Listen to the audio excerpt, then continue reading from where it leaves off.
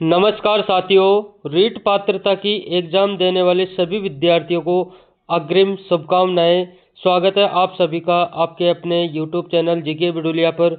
प्यारे विद्यार्थियों, आप देख पा रहे होंगे हिंदी की शिक्षण वीडियो से संबंधित प्यारे विद्यार्थियों ऐसे प्रश्न जो बार बार रिपीट होते हैं और साथियों उन प्रश्नों को छांट छांट कर आपको इस वीडियो में जो है प्रोवाइड करेंगे। प्यारे साथियों, सारे के सारे प्रश्न बहुत ही इम्पोर्टेंट हैं जो साथियों बार बार रिपीट होने वाले प्रश्न हैं। बिल्कुल उन्हीं को मद्देनजर रखते हुए प्यारे विद्यार्थियों आप अपनी इस क्लास को शुरू करेंगे और सभी से रिक्वेस्ट है आप अपनी प्रतिक्रिया जरूर देना। हिंदी शिक्षण विद्या सभी ने कंप्लीट कर ली होगी, अब उसका दौरान आपको इस वीडियो में करना है। और प्यारे विद्यार्थियों दोबारा बोल रहा हूँ, बहुत ही शानदार प्रश्न है साथियों, 3-4 सालों से घूम घूम कर वापस आने वाले प्रश्न हैं सारे के सारे। बिल्कुल प्यारे विद्यार्थियों सभी को जो है वीडियो के अंत तक बने रहना है। और अब चलते हैं अपने प्रश्नों की ओर। साथियों पहला प्रश्न है, हिंदी शिक्षण में शाखीय अभिक्रमित अनुदेशन की निम्नलिखित में से कौन सी विशेषता नहीं है, नवीनता या विविधता पाई जाती है, यह छोटी कक्षाओं हेतु अधिक उपयोगी है, पदों का आकार अपेक्षाकृत बड़ा होता है, इसमें विद्यार्थी अनुक्रिया के रूप में सही विकल्प का चयन करता है। प्यारे साथियों हिंदी शिक्षण में जो है शाखीय अभिक्रमित अनुदेशन की जो है कौन सी विशेषता नहीं है, इसमें गलत ऑप्शन को ढूंढना है। तो प्यारे साथियों अपना दूसरा ऑप्शन इसमें जो है गलत हो जाएगा, यानी कि यह छोटी कक्षाओं हेतु अधिक उपयोगी है। तो प्यारे साथियों इसमें अपना दूसरा ऑप्शन जो है गलत है, जो प्रश्न के अकॉर्डिंग सही हो जाएगा। और अगला प्रश्न है साथियों, निम्नलिखित में से कौन सा गुण व्याख्यान विधि का नहीं है, कौन सा गुण जो है व्याख्यान विधि का नहीं है। पहला, यह कम खर्चीली विधि है। दूसरा, यह कम समय में अधिक ज्ञान प्रदान करने वाली विधि है। तीसरा, यह मनोवैज्ञानिक विधि है। चौथा, यह विधि उच्च कक्षाओं के लिए उपयोगी है। प्यारे विद्यार्थियों इसमें जो है अपना तीसरा ऑप्शन एकदम राइट हो जाएगा। बिल्कुल यह मनोवैज्ञानिक विधि है, जो साथियों अपना गलत ऑप्शन हो जाएगा गुण व्याख्यान विधि के अकॉर्डिंग देखे जाए तो तीसरा ऑप्शन अपना राइट हो जाएगा प्रश्न के अकॉर्डिंग। और अगला प्रश्न है, रिस्क के इकाई योजना सोपानों के अंतर्गत विषय वस्तु की प्रकृति इस सोपानों का मौलिक अंश है। पहला, इकाई खंडों का चयन। दूसरा, खंड के विशिष्ट उद्देश्यों का चयन। तीसरा, प्रगति का मूल्यांकन। चौथा, इकाई खंडों का विकास। प्यारे साथियों दूसरा ऑप्शन इसमें जो है करेक्ट नजर आ रहा है। बिल्कुल रिस्क के इकाई योजना सोपानों के अंतर्गत विषय वस्तु की प्रकृति साथियों खंड के विशिष्ट उद्देश्यों का चयन जो अपना मौलिक अंश है, इन सोपानों का मौलिक अंश है खंड के विशिष्ट उद्देश्यों का चयन। बिल्कुल दूसरा ऑप्शन जो है अपना राइट हो जाएगा। नेक्स्ट क्वेश्चन है, कठिन पाठ्य विषय को दोहराने से छात्र उसे भलीभांति समझ सकते हैं। शिक्षण के सामान्य सिद्धांतों में यह सिद्धांत उपयुक्त विवेचन को स्पष्ट करता है। पहला विभाजन का सिद्धांत। दूसरा, चयन का सिद्धांत। तीसरा, आवृत्ति का सिद्धांत। और चौथा, प्रेरणा का सिद्धांत। प्यारे विद्यार्थियों ऑप्शन 3 जो है इसमें राइट हो जाएगा।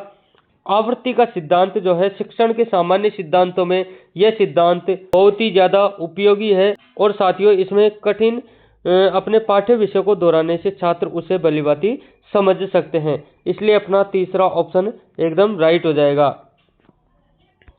और नेक्स्ट क्वेश्चन की बात करते हैं तो खाली स्थान पठन सिखाने के उस तरीकों को क्या कहा जाता है जिसमें शब्दों के अर्थ को प्रयुक्त संदर्भों के अनुसार समझने पर बल दिया जाता है। दोबारा देखते हैं, पठन सिखाने के उस तरीके को क्या कहा जाता है जिसमें शब्दों के अर्थ को प्रयुक्त संदर्भों के अनुसार समझने पर बल दिया जाता है। सीटेट 2023 में यह प्रश्न आ चुका है, बहुत ही शानदार प्रश्न है। इसका ऑप्शन पहला संरचनात्मक उपागम। दूसरा, संप्रेषणात्मक उपागम। तीसरा, अधोमुखी बॉटम अप उपागम। और तीसरा, समग्र भाषा उपागम। प्यारे साथियों इसमें चौथा ऑप्शन जो है राइट हो जाएगा। बिल्कुल समग्र भाषा उपागम यानी कि पठन सिखाने के उस तरीके को साथियों समग्र भाषा उपागम कहा जाता है। बिल्कुल चौथा ऑप्शन इसमें राइट हो जाएगा। नेक्स्ट क्वेश्चन है साथियों, कौन निबंध शिक्षण का उद्देश्य नहीं है? पहला, भाषित तत्वों का ज्ञान। दूसरा, भावों और विचारों को ग्रहण करना। तीसरा, जीवन मूल्य का बोध प्राप्त करना। चौथा, मार्मिक एवं लालित्यपूर्ण स्थलों की पहचान। प्यारे साथियों, कौन सा जो है शिक्षण उद्देश्य नहीं है प्यारे विद्यार्थियों? चौथा ऑप्शन इसमें करेक्ट हो जाएगा। बिल्कुल, मार्मिक एवं लालित्यपूर्ण स्थलों की पहचान जो है अपने निबंध शिक्षण का उद्देश्य नहीं है। इसमें अपना चौथा ऑप्शन एकदम राइट हो जाएगा। अगला प्रश्न है, कविता शिक्षण की विधि नहीं है। खंडान्वय प्रणाली, और दूसरा सूत्र प्रणाली, तीसरा गीत प्रणाली, चौथा शब्दार्थ कथन प्रणाली। प्यारे साथियों, कविता शिक्षण की विधि नहीं है, इसमें अपना दूसरा ऑप्शन राइट हो जाएगा। बिल्कुल, सूत्र प्रणाली जो साथियों कविता शिक्षण की विधि में शामिल नहीं होती है, दूसरा ऑप्शन अपना राइट हो जाएगा। अगला प्रश्न है, मौखिक भाषा शिक्षण की प्रत्यक्ष विधियों में कौन सी विधि नहीं आती है? रीट एग्जाम 2022 में ये प्रश्न आ चुका है, तो समझ लो, शानदार प्रश्न है। पहला भाषण, दूसरा वार्तालाप, तीसरा अभिनय और चौथा गद्य शिक्षण। प्यारे साथियों, इसमें चौथा ऑप्शन अपना राइट हो जाएगा। मौखिक भाषा शिक्षण की प्रत्यक्ष विधियों में साथियों जो है गद्य शिक्षण शामिल नहीं होती है, इसलिए चौथा ऑप्शन अपना राइट हो जाएगा। साथियों, आप ये मत समझना कि इसके आगे रीट L1 और L2 लगा रखा है तो ये प्रश्न शानदार है। प्रत्येक प्रश्न शानदार है, प्रत्येक जो है एग्जामों में आए हुए इंपॉर्टेंट प्रश्न है। साथियों, मेहनत ज़्यादा होती है, इस वजह से मैंने इन सब के नीचे एग्जामों के नाम नहीं लिखे। और अब चलते हैं अपने अगले प्रश्न की ओर। नेक्स्ट क्वेश्चन है साथियों, उच्च प्राथमिक स्तर पर मौखिक भाषा शिक्षा की प्रत्यक्ष विधि का सही उदाहरण है। अब दोबारा देख सकते हैं। पहला प्रदर्शन एवं निर्देशन, दूसरा आदर्श संभाषण, तीसरा अभिनय प्रदर्शन, चौथा सहानुभूति पूर्वक व्यवहार। प्यारे साथियों, करेक्ट ऑप्शन जो है तीसरा हो जाएगा। बिल्कुल, इसमें तीसरा ऑप्शन अपना राइट हो जाएगा, अभिनय प्रदर्शन, जो साथियों उच्च प्राथमिक स्तर पर मौखिक भाषा शिक्षा की प्रत्यक्ष विधि का सही उदाहरण माना जाता है, कहा जाता है। ऑप्शन 3 अपना राइट हो जाएगा। अगला प्रश्न है, प्रतिलेख में विद्यार्थियों को किस आकार के अक्षर बनाने होते हैं? पहला छोटे, दूसरा बड़े, तीसरा किसी भी आकार के, चौथा सूक्ष्म आकार के। बिल्कुल प्यारे साथियों, इसमें जो है किसी भी प्रकार के आकार के जो है आकृति प्रदान की जा सकती है प्रतिलेख में विद्यार्थियों को जो है अक्षर बनाने में। ऑप्शन 3 अपना राइट हो जाएगा। और अब अगले प्रश्न की बात करते हैं। कहानी सुनाने से जो है पहला बच्चे अनुशासित होते हैं, दूसरा बच्चों की कल्पना शक्ति व चिंतन शक्ति का विकास होता है, बच्चे प्रसन्न होते हैं, बच्चे शांत होकर कक्षा में बैठे रहते हैं। बिल्कुल प्यारे साथियों, इसमें जो है अपना दूसरा ऑप्शन एकदम राइट हो जाएगा। कहानी सुनाने से साथियों बच्चों की कल्पना शक्ति व चिंतन शक्ति का विकास होता है, दूसरा ऑप्शन इसमें राइट हो जाएगा। अगला प्रश्न है, काव्य शिक्षण का मूल तत्व क्या है? रस निरूपण, दूसरा ध्वनि निरूपण, तीसरा अलंकार निरूपण, चौथा उपयुक्त सभी। इसमें अपना करेक्ट ऑप्शन जो है पहला हो जाएगा। काव्य शिक्षण का मूल तत्व साथियों रस निरूपण है, बिल्कुल पहला ऑप्शन अपना राइट हो जाएगा। नेक्स्ट क्वेश्चन, काव्य शिक्षण का मुख्य उद्देश्य क्या है? काव्य शिक्षण का मुख्य उद्देश्य क्या है? छात्र की उदात्त भावनाओं का अभिवर्धन, दूसरा रचना कौशल का विकास, और तीसरा छात्रों की तर्क शक्ति विकसित करना, और चौथा संगीत के प्रति अभिरुचि जगाना। साथियों, इसमें अपना करेक्ट ऑप्शन जो है काव्य शिक्षण का मुख्य उद्देश्य छात्र की उदात्त भावनाओं की अभिवर्धना, यानी कि छात्रों की उदात्त भावनाओं का अभिवर्धन, पहला ऑप्शन अपना राइट हो जाएगा। नेक्स्ट क्वेश्चन है साथियों, व्याकरण के शिक्षण अधिगम में जो है प्रक्रियात्मक ज्ञान क्या है? पहला यह जानना कि व्याकरणिक प्रश्न या तत्वों को कैसे किया जाए, दूसरा व्याकरणिक तत्वों के बारे में ज्ञान, तीसरा व्याकरणिक तत्वों के नियमों को जानना, और चौथा भाषा और संस्कृति को जानना। प्यारे साथियों, इसमें अपना राइट आंसर जो है पहला हो जाएगा। बिल्कुल, व्याकरण के जो है शिक्षण अधिगम में प्रक्रियात्मक ज्ञान, यह जानना कि व्याकरणिक प्रश्न या तत्वों को कैसे किया जाए, यह ज्ञान होना बहुत जरूरी है, तभी अपने जो है व्याकरण के शिक्षण अधिगम जल्दी प्रक्रिया में आएंगे। पहला ऑप्शन अपना राइट हो जाएगा बिल्कुल। और अगले प्रश्न की बात करते हैं। नेक्स्ट क्वेश्चन है साथियों, व्याकरण शिक्षण में जो है उदाहरणों की सहायता से व्याकरण के नियम, परिभाषाओं, व्यवस्थाओं को समझाया जाता है, यह विधि कहलाएगी, कौन सी कहलाएगी? निगमन विधि, आगमन विधि, व्यास विधि और अभिनय विधि। प्यारे साथियों, यह कहलाएगी अपनी आगमन विधि। इसमें अपना जो है दूसरा ऑप्शन राइट हो जाएगा। व्याकरण शिक्षण में उदाहरणों की सहायता से जो है कौन सी विधि काम में आती है? आगमन विधि, जिसमें प्यारे विद्यार्थियों परिभाषाओं, व्यवस्थाओं को समझाया जाता है, इसलिए अपनी आगमन विधि को काम में लिया जाता है। और अब चलते हैं अपने नेक्स्ट क्वेश्चन की ओर। व्याकरण शिक्षण की यह पद्धति अपेक्षाकृत उचित है, जिसमें पहला, बच्चे नियमों को कंठस्थ कर लेते हैं। दूसरा, बच्चे उदाहरणों से नियमों की ओर जाते हैं। बच्चे नियमों से उदाहरणों की ओर जाते हैं। और बच्चे सूत्रों का प्रयोग करते हैं। इसमें अपना करेक्ट ऑप्शन जो है दूसरा हो जाएगा। व्याकरण शिक्षण की वह पद्धति अपेक्षाकृत उचित है, जिसमें साथियों बच्चे उदाहरण से नियमों की ओर जाते हैं, इसलिए अपना दूसरा ऑप्शन करेक्ट हो जाएगा। साथियों, बच्चे उदाहरण से नियमों की ओर कौन सी विधि में जाते हैं? अभी पढ़ा था ना, आगमन विधि में। और नेक्स्ट क्वेश्चन की बात करते हैं साथियों। अगला प्रश्न है अपना, व्याकरण शिक्षण की सर्वोत्तम विधि क्या है? पाठ्य पुस्तक प्रणाली, दूसरा आगमन विधि, तीसरा सूत्र अथवा निगमन विधि और चौथा समवाय अथवा अंतर्योग प्रणाली। प्यारे साथियों, इसमें जो है अपना करेक्ट ऑप्शन चौथा हो जाएगा। बिल्कुल, समवाय अथवा अंतर्योग प्रणाली जो साथियों व्याकरण शिक्षण की सर्वोत्तम विधि मानी जाती है। बिल्कुल, चौथा ऑप्शन अपना राइट हो जाएगा। नेक्स्ट क्वेश्चन है, टॉप डाउन से आशय है समग्र अर्थ पर ध्यान देना और अधोमुखी यानी बॉटम अप से क्या आशय है? पहला, लघु उत्तरीय प्रश्न पूछने पर ध्यान देना। दूसरा, पाठ्य वस्तु और अमूर्त विचारों के सार पर ध्यान देना। और तीसरा, पठन पूर्व पर ध्यान देना और पाठ्य वस्तु के जो है शब्दों और वाक्यों पर ध्यान देना। इसमें साथियों करेक्ट ऑप्शन जो है चौथा हो जाएगा। टॉप डाउन से आशय साथियों समग्र अर्थ पर ध्यान देना और अधोमुखी बॉटम अप का आशय साथियों पाठ्य वस्तु के शब्दों और वाक्यों पर ध्यान देना है। चौथा ऑप्शन अपना राइट हो जाएगा। इसका आंसर साथियों ये अपना चौथा ऑप्शन हो जाएगा। और अगला प्रश्न है साथियों, किसी विधि में जो है शिक्षार्थी की प्रथम भाषा शिक्षण में केंद्रीय भूमिका निभाती है? अगला प्रश्न है साथियों, किस विधि में शिक्षार्थी की प्रथम भाषा शिक्षण में केंद्रीय भूमिका निभाती है? संप्रेषणात्मक भाषा शिक्षण विधि और व्याकरण अनुवाद विधि और कार्य आधारित अधिगम और चौथा प्रत्यक्ष डायरेक्ट विधि। प्यारे साथियों, इसमें जो है दूसरा ऑप्शन अपना राइट हो जाएगा। बिल्कुल, इसमें अपने व्याकरण अनुवाद विधि जो साथियों शिक्षार्थी की प्रथम भाषा शिक्षण में केंद्रीय भूमिका निभाती है सबसे ज्यादा व्याकरण अनुवाद विधि। दूसरा ऑप्शन इसमें राइट हो जाएगा। और नेक्स्ट क्वेश्चन है, मौखिक भाषा शिक्षण की प्रत्यक्ष विधियों में कौन सी विधि अप्रासंगिक है?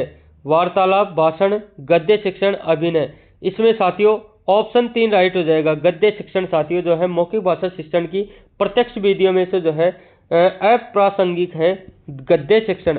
ऑप्शन 3 अपना राइट हो जाएगा। नेक्स्ट क्वेश्चन है, गद्य की नाटक विधा का प्राण तत्व क्या है? गद्य की जो है नाटक विधा का प्राण तत्व क्या है? कथा वस्तु, पात्र, संवाद और भाषा शैली। इसमें अपना तीसरा ऑप्शन राइट हो जाएगा। संवाद जो है साथियों गद्य की नाटक विधा का प्राण तत्व है। ऑप्शन 3 अपना राइट हो जाएगा। अगला प्रश्न है, प्राथमिक स्तर पर भाषा सीखने की सरल स्वाभाविक विधि क्या है? संसर्ग अथवा अनुकरण विधि, दूसरा अनुवाद विधि, तीसरा प्रत्यक्ष शिक्षण विधि, चौथा संरचना विधि। साथियों ऑप्शन जो है पहला राइट हो जाएगा। प्राथमिक स्तर पर भाषा सीखने की सरल स्वाभाविक विधि संसर्ग अथवा अनुकरण विधि है। बिल्कुल, पहला ऑप्शन अपना राइट हो जाएगा। अगला प्रश्न है, मौखिक भाषा शिक्षण की अप्रत्यक्ष विधियों में कौन सी विधि नहीं आती है? अभिनय, गद्य शिक्षण, पद्य शिक्षण, व्याकरण शिक्षण। साथियों इसमें अपना राइट आंसर जो है अभिनय हो जाएगा। बिल्कुल, मौखिक भाषा शिक्षण की अप्रत्यक्ष विधियों में जो है अभिनय विधि नहीं होती है, काम में नहीं आती है। पहला अपना राइट हो जाएगा। अगला प्रश्न है, किस मातृभाषा शिक्षण पद्धति में स्वशिक्षा तथा प्रत्यक्ष विद्यार्थी जो है वैयक्तिक ध्यान देने पर बल दिया जाता है? डाल्टन विधि, मॉन्टेसर विधि और किंडरगार्टन विधि और ह्यूरिस्टिक विधि। प्यारे साथियों, इसमें अपना राइट आंसर जो है पहला हो जाएगा। डाल्टन विधि में जो है साथियों, यानी कि डाल्टन पद्धति जो है मातृभाषा शिक्षण पद्धति में स्व शिक्षा तथा प्रत्येक विद्यार्थी पर व्यक्तिक ध्यान देने पर बल दिया जाता है। डाल्टन विधि में पहला ऑप्शन अपना राइट हो जाएगा। अगला प्रश्न है, मातृेतर भाषाओं के शिक्षण की प्राचीन विधियों में से भिन्न है। मातृेतर भाषाओं के शिक्षण की प्राचीन विधियों में से भिन्न कौन सी है? भाषा संसर्ग विधि, अप्रत्यक्ष विधि, खेल विधि और पाठ्य पुस्तक प्रणाली। साथियों, इसमें अपना राइट आंसर जो है तीसरा हो जाएगा। साथियों, मातृेतर भाषाओं के शिक्षण की प्राचीन विधियों में से जो है खेल विधि सबसे भिन्न है। ऑप्शन 3 राइट हो जाएगा। अगला प्रश्न है, शिक्षण उपागम में कीथ एवं प्रोफेसर एलन का महत्वपूर्ण योगदान है। सूक्ष्म शिक्षण में व्याख्यान शिक्षण, पाठ योजना, बुनियादी शिक्षण। साथियों, इसमें अपना जो है पहला ऑप्शन एकदम राइट हो जाएगा। सूक्ष्म शिक्षण में जो है साथियों कीथ एवं प्रोफेसर एलन का महत्वपूर्ण योगदान है। ऑप्शन ए अपना राइट हो जाएगा। नेक्स्ट क्वेश्चन है, किंडरगार्टन जर्मन भाषा का जो है शब्द है जिसका सही अभिप्राय है, जिसका सही अर्थ है बच्चों का बाग और खेल का मैदान, बाग का माली और बच्चों की पाठशाला। इसमें राइट आंसर जो है बच्चों का बाग से हो जाएगा। बिल्कुल, किंडरगार्टन जर्मन भाषा का शब्द है जिसका साथियों अभिप्राय बच्चों के बाग से है। बिल्कुल, पहला ऑप्शन अब इसमें जो है राइट हो जाएगा। और नेक्स्ट क्वेश्चन है, डाल्टन प्रणाली के आविष्कारक हैं वायगोत्स्की, स्किनर, जीन पियाजे और पार्क हर्स्ट। प्यारे विद्यार्थियों, इसमें जो है चौथा ऑप्शन अपना राइट हो जाएगा। पार्क हर्स्ट जो है डाल्टन प्रणाली के आविष्कारक माने जाते हैं। चौथा अपना राइट हो जाएगा। अगला प्रश्न है, निम्न में से भाषा शिक्षण पद्धति में सर्वोपरि स्थान है दैनंदिनी पाठ्य पुस्तक, ग्रीन बोर्ड, जार्डन। साथियों, भाषा शिक्षण पद्धति में सर्वोपरि स्थान किसका है? इसमें जो है पाठ्य पुस्तक का है। बिल्कुल, दूसरा ऑप्शन इसमें राइट हो जाएगा। अगला प्रश्न है, निम्न में से मातृभाषा राष्ट्रीय जागरण और सांस्कृतिक पुनरुत्थान को जिस शिक्षण विधि से बल मिला है? डाल्टन योजना, बेसिक शिक्षा, किंडरगार्टन विधि, प्रोजेक्ट विधि। इसमें अपना जो है दूसरा ऑप्शन राइट हो जाएगा। बेसिक शिक्षा से साथियों जो है अपने मातृभाषा राष्ट्रीय जागरण और सांस्कृतिक पुनरुत्थान को जो है शिक्षण विधि से बल मिला है। कौन सी शिक्षण विधि से? बेसिक शिक्षण विधि से, बेसिक शिक्षा से। दूसरा ऑप्शन इसमें राइट हो जाएगा। नेक्स्ट क्वेश्चन है, ड्वाइट डब्ल्यू एलन के द्वारा कौन सी शिक्षण अधिगम विधि प्रस्तुत की गई? सूक्ष्म शिक्षण, दल शिक्षण, मस्तिष्क विप्लव, अंतःक्रिया शिक्षण। साथियों, इसमें पहला ऑप्शन अपना राइट हो जाएगा। सूक्ष्म शिक्षण जो है साथियों ड्वाइट डब्ल्यू एलन के द्वारा जो है प्रस्तुत की गई है शिक्षण विधि अपनी। कौन सी? सूक्ष्म शिक्षण विधि। पहला ऑप्शन अपना राइट हो जाएगा। अगला प्रश्न है, विद्यार्थियों को पुस्तकों के माध्यम से भाषा की मूल ध्वनियों एवं लिपि का ज्ञान कराकर उन्हें पढ़ने लिखने के कौशल में दक्ष किया जाता है। इस विधि को क्या कहा जाता है? भाषा प्रयोगशाला विधि, भाषा संसर्ग विधि, पाठ्य पुस्तक विधि, खेल विधि। प्यारे साथियों, इसमें जो है अपना राइट आंसर तीसरा हो जाएगा। पाठ्य पुस्तक विधि कहते हैं साथियों। ऑप्शन 3 अपना राइट हो जाएगा। साथियों, प्रश्न को बहुत ही आराम से बोल रहा हूँ, प्रत्येक प्रश्न को अच्छे से सुना करो और उसके बाद में अपने माइंड में ऑटोमेटिक उसका जो है जवाब मिल जाएगा। प्यारे विद्यार्थियों, इसमें अपना तीसरा ऑप्शन राइट हो जाएगा। नेक्स्ट क्वेश्चन है, डाल्टन प्रणाली का आविष्कारक जो है किसे कहा जाता है, किसे माना जाता है? डाल्टन प्रणाली का आविष्कार किसने किया? और पहला किलपैट्रिक ने, दूसरा डाल्टन ने, तीसरा मॉन्टेसरी ने, पार्क हर्स्ट ने। प्यारे साथियों, इसमें अपना चौथा ऑप्शन राइट हो जाएगा। पार्क हर्स्ट ने जो है डाल्टन प्रणाली के आविष्कारक माने जाते हैं। ऑप्शन 4 अपना राइट हो जाएगा। नेक्स्ट क्वेश्चन है, हर्बर्ट द्वारा स्थापित सहसंबंध विधि के चिंतन को आगे किस विद्वान ने बढ़ाया? Cook, Thorndike, Jailer, Pavlov. प्यारे साथियों, इसमें तीसरा ऑप्शन राइट हो जाएगा। जिलर ने जो है इसको आगे बढ़ाया था। बिल्कुल, तीसरा राइट हो जाएगा। अगला प्रश्न है, अभिक्रमित अनुदेशन विधि का सिद्धांत है ज्ञान की पूर्ण इकाई का सिद्धांत, सामाजिक सहयोग का सिद्धांत, क्रमित लघु पदों का सिद्धांत, व्यष्टित्व का सिद्धांत। प्यारे साथियों, इसमें जो है अपना करेक्ट ऑप्शन बिल्कुल अपना तीसरा ऑप्शन राइट हो जाएगा। क्रमित लघु पदों का सिद्धांत जो है साथियों अभिक्रमित अनुदेशन विधि का सिद्धांत है। तीसरा ऑप्शन इसमें राइट हो जाएगा। नेक्स्ट क्वेश्चन की बात करते हैं। शिक्षार्थी केंद्रित पाठ्यक्रम में निम्नलिखित में से कौन सबसे महत्वपूर्ण है? अध्यापक, बच्चा, विषय वस्तु, वातावरण। साथियों इसमें जो है सबसे महत्वपूर्ण जो है बच्चा है। शिक्षार्थी केंद्रित पाठ्यक्रम में साथियों सबसे महत्वपूर्ण जो है बच्चे को माना गया है। बिल्कुल दूसरा ऑप्शन अपना राइट हो जाएगा। और अगले प्रश्न की बात करते हैं। NCF 2005 के अकॉर्डिंग एक शिक्षक की भूमिका होनी चाहिए अनुमोदन की, सुविधादाता और आधिकारिक और तानाशाह। इसमें जो है दूसरा ऑप्शन अपना राइट हो जाएगा। सुविधादाता होना चाहिए एक शिक्षक को, यानी कि सुविधादाता की भूमिका में रहना चाहिए। बिल्कुल दूसरा ऑप्शन अपना राइट हो जाएगा। नेक्स्ट क्वेश्चन की बात करते हैं। किंडरगार्टन शिक्षण विधि के संबंध में सत्य कथन कौन सा है? यह एक अमनोवैज्ञानिक प्रणाली है। दूसरा, यह उच्च माध्यमिक स्तर के विद्यार्थियों के लिए अधिक उपयोगी है। कुक महोदय ने इस विधि को निश्चित रूप प्रदान किया। दूसरा, भाषा के व्याकरण एवं साहित्य की शिक्षा इस विधि से नहीं दी जा सकती। प्यारे साथियों चौथा ऑप्शन इसमें राइट हो जाएगा।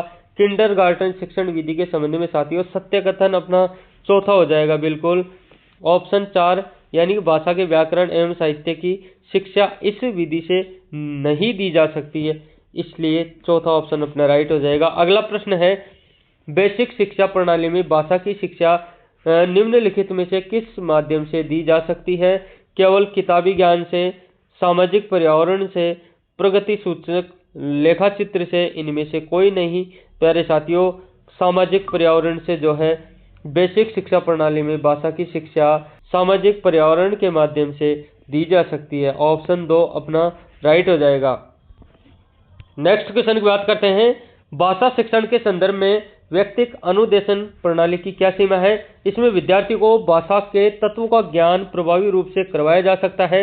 इसमें विद्यार्थी को भाषाई कौशल के दक्ष किया जा सकता है इसमें विद्यार्थियों को जो है भाषाई कौशल में दक्ष किया जा सकता है। तीसरा, इसमें व्यक्तिक शिक्षण पर अधिक बल दिया जाता है। चौथा, यह शिक्षण प्रणाली अधिक विद्यार्थियों वाली बड़ी कक्षा में अध्यापन के लिए उपयोगी नहीं है। प्यारे साथियों जो है इसमें अपना राइट आंसर चौथा हो जाएगा। चौथा ऑप्शन इसमें राइट हो जाएगा। भाषा शिक्षण के संदर्भ में व्यक्तिक अनुदेशन प्रणाली की जो है सीमा साथियों इसमें यह शिक्षण प्रणाली अधिक विद्यार्थियों वाली बड़ी कक्षा में अध्यापन के लिए उपयोगी नहीं है, इसलिए चौथा ऑप्शन इसमें राइट हो जाएगा। अगला प्रश्न है। भाषा संसर्ग प्रणाली में विशेष महत्व दिया जाता है सैद्धांतिक ज्ञान पर, व्यवहारिक ज्ञान पर, कवियों की जीवनी पर और नियमों पर। प्यारे साथियों इसमें दूसरा ऑप्शन राइट हो जाएगा। व्यवहारिक ज्ञान पर जो है भाषा संसर्ग प्रणाली में विशेष महत्व दिया जाता है व्यवहारिक ज्ञान पर। दूसरा इसमें राइट हो जाएगा। अगला प्रश्न है। इनमें से कौन सी व्याकरण शिक्षण प्रणाली अमनोवैज्ञानिक विधि पर आधारित प्रणाली है? पाठ्य पुस्तक प्रणाली, आगमन प्रणाली, निगमन प्रणाली और भाषा संसर्ग प्रणाली। साथियों इसमें जो है अपना पहला ऑप्शन राइट हो जाएगा। पाठ्य पुस्तक प्रणाली जो है साथियों व्याकरण शिक्षण प्रणाली अमनोवैज्ञानिक विधि पर आधारित प्रणाली है। पहला ऑप्शन राइट हो जाएगा। अगला प्रश्न है। किसी विधि में छात्र विशिष्ट से सामान्य की ओर अग्रसर होते हैं? व्याख्यान विधि में, स्रोत विधि में, आगमन विधि में, निगमन विधि में। साथियों तीसरा ऑप्शन इसमें राइट हो जाएगा। साथियों छात्र विशिष्ट से सामान्य की ओर जो है आगमन विधि में जाते हैं। ऑप्शन 3 राइट हो जाएगा। अगला प्रश्न है। रसास्वादन विधि का प्रयोग सर्वाधिक उपयोगी है प्राथमिक स्तर पर, माध्यमिक स्तर पर, उच्च स्तर पर और सभी स्तरों पर। साथियों इसमें अपना पहला ऑप्शन राइट हो जाएगा। प्राथमिक स्तर पर साथियों रसास्वादन विधि का प्रयोग सर्वाधिक उपयोगी है, पहला राइट हो जाएगा। अगला प्रश्न है।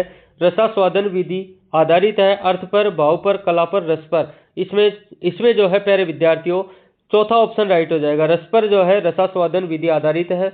ऑप्शन 4 राइट हो जाएगा। अगला प्रश्न है। भाषा शिक्षण में वाचन से पूर्व लेखन की शिक्षा का प्रतिपादन किया मॉन्टेसरी ने, हेलेन पार्क हस्ट ने और फ्रोबेल ने और हेनरी कॉल्डवेज कुक ने। प्यारे साथियों ये किया था मॉन्टेसरी ने। प्यारे विद्यार्थियों पहला ऑप्शन अपना राइट हो जाएगा। अगला प्रश्न है। छात्र में रटने की प्रवृत्ति किस विधि से शिक्षा देने में बढ़ती है? आगमन विधि में, दृष्टांत विधि में और निगमन विधि में और व्याख्यान विधि में। इसमें जो है दूसरा ऑप्शन प्यारे विद्यार्थियों सॉरी, इसमें जो है प्यारे विद्यार्थियों दूसरा ऑप्शन राइट हो जाएगा अपना। निगमन विधि में प्यारे विद्यार्थियों छात्र में रटने की प्रवृत्ति जो है शिक्षा में बढ़ती है। प्यारे विद्यार्थियों दूसरा अपना राइट हो जाएगा।